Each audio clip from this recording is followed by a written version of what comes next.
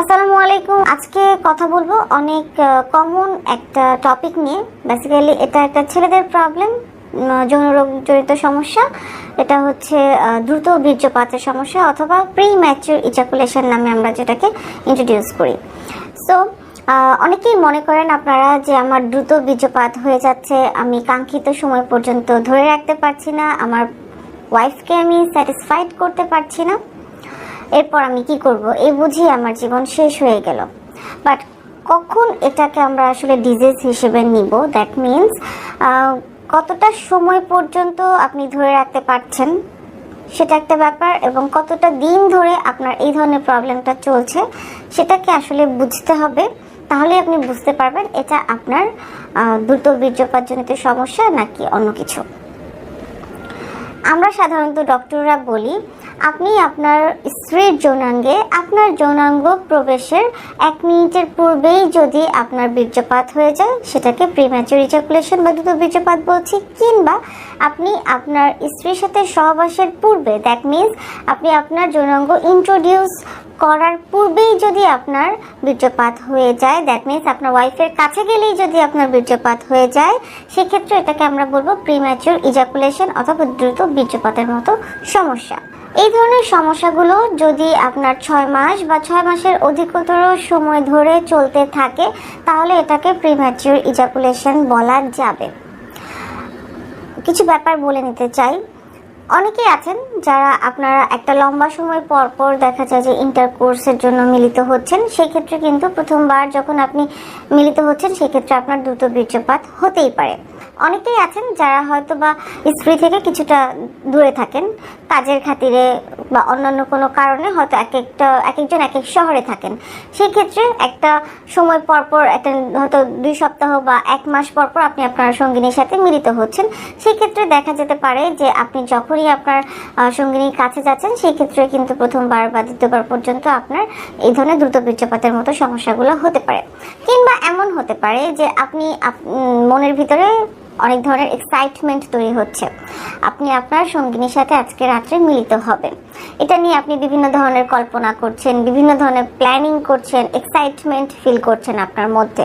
So যখনই আপনি রাত্রেবেলা যখন আপনার সঙ্গিনীর কাছে যে মিলিত হলেন তখনই দেখা গেল যে আপনি নিজেকে স্যাটিসফাইড করার আগে বা আপনার ওয়াইফকে স্যাটিসফাইড করার আগে আপনার বীর্যপাত হয়ে যাচ্ছে। সো এই ধরনের জিনিসগুলো কিন্তু আমরা অনেক ক্ষেত্রেই নোটিস করি। এখন কথা হচ্ছে যে এটা কতটা সময় ধরে আপনার চলছে। এই ধরনের দ্রুত বীর্যপাতের সমস্যা যদি আপনার 6 মাসের অধিকতর সময় ধরে চলতে থাকে তাহলে এটাকে আমরা প্রবলেম হিসেবে ধরে নিব। এছাড়া অনেকগুলো কারণ কিন্তু আছে দ্রুত বীর্যপাত হওয়ার। প্রথমেই যেমন আমি বললাম যে ওভার এক্সাইটমেন্ট, প্ল্যানিং, এই জিনিসগুলো কিন্তু একটা কারণ হতে পারে। দ্বিতীয়ত হচ্ছে যেটা যে যদি আপনার শরীরে লম্বা সময় ধরে কোনো ধরনের ডিজিজ থাকে, দ্যাট মিনস আপনার কিডনি রোগের সমস্যা, লিভারের সমস্যা, হার্টের সমস্যা, কিংবা আপনার হাইপার টেনশন বা ডায়াবেটিসের মতো সমস্যা যদি লম্বা সময় ধরে থেকে থাকে, আপনি মেডিসিন নিচ্ছেন, সেক্ষেত্রে এই ডিজিজগুলো ইটসেলফ যেমন একটা প্রবলেম হিসেবে কাজ করে, আবার আপনি বিভিন্ন ধরনের মেডিসিন খাচ্ছেন, সেগুলোও কিন্তু একটা সাইড ইফেক্ট হিসেবে আপনার বীর্যপাত দ্রুত হতে পারে। সেকেন্ড যেটা বলবো, যদি প্রিভিয়াসলি আপনার সেক্সুয়াল অ্যাসল্টের কোনো ধরনের হিস্ট্রি থাকে, অপ্রাপ্ত বয়সে যদি কেউ সেক্সুয়াল ইন্টারকোর্স শুরু করে থাকেন, এগুলোও কিন্তু অনেক বড় কারণ হিসেবে আমরা ধরে নিচ্ছি। এছাড়াও দেখা যায় যে আপনার যৌনাঙ্গে যদি কোনো ধরনের ইনফেকশন বা ইনফ্লামেশন থেকে থাকে, বিভিন্ন ধরনের ভাইরাস বা ব্যাকটেরিয়াল বা ফাঙ্গাল প্রদাহ থেকে থাকে, সেক্ষেত্রে কিন্তু দ্রুত বীর্যপাত হতে পারে। কারণ এগুলো আপনি যখন ইন্টারকোর্সে মিলিত হবেন তখন ব্যথা অনুভূত হওয়ার কারণে এই ধরনের প্রবলেমগুলো হয়। সো যে কারণেই হোক না কেন ট্রিটমেন্টটা আসলে ইম্পর্টেন্ট।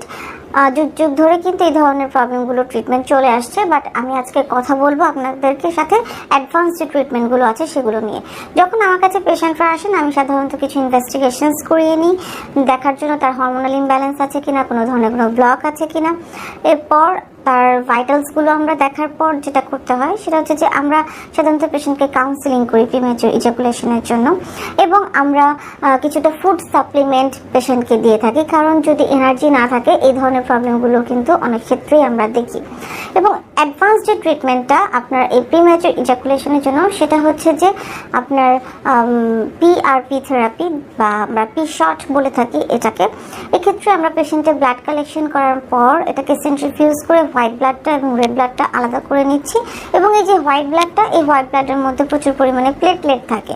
এই প্লেটলেটের মধ্যে থাকে হচ্ছে আপনার গ্রোথ ফ্যাক্টর এবং সাইটোকাইন, যা আমরা পেশেন্টের পেনিস বা যৌনাঙ্গের মধ্যে ইনজেক্ট করি, যার কারণে তার মাসলটা স্ট্রং হবে এবং বিভিন্নভাবেই তার যৌনাঙ্গটাকে ইমপ্রুভ করবে এবং এই প্রিম্যাচিউর ইজাকুলেশনের মতো প্রবলেমটাকে সলভ করবে। তাছাড়া প্রয়োজন অনুযায়ী আমরা শকওয়েভ থেরাপিও পেশেন্টকে দিচ্ছি। প্রিম্যাচুর ইজাকুলেশনের জন্য আরেকটা ইম্পর্টেন্ট ব্যাপার হচ্ছে কিছু এক্সারসাইজ। এই এক্সারসাইজগুলো আমাদের যে ফিজিওথেরাপিস্ট আছেন উনি পেশেন্টদেরকে শিখিয়ে দিবেন। এর মধ্যে ইম্পর্টেন্টগুলো হচ্ছে আপনার stop and start technique, women on the top technique, squeeze technique, অথবা মিউচুয়াল মাস্টারবেশনের মতো বিভিন্ন ধরনের টেকনিকগুলো আছে, যেটা আসলে প্রিম্যাচুর ইজাকুলেশনটা হচ্ছে আপনার কিছুটা কাউন্সিলিং, কিছুটা এক্সারসাইজ, কিছুটা লাইফস্টাইল মডিফিকেশনস এবং আপনার কিছু অ্যাডভান্স ট্রিটমেন্টের মাধ্যমে সম্পূর্ণরূপে ট্রিটমেন্ট করে সারা সম্ভব। আই হোপ আমার ভিডিওটা কিছুটা হলেও আপনাদের হেল্পফুল হবে। ধন্যবাদ সবাইকে।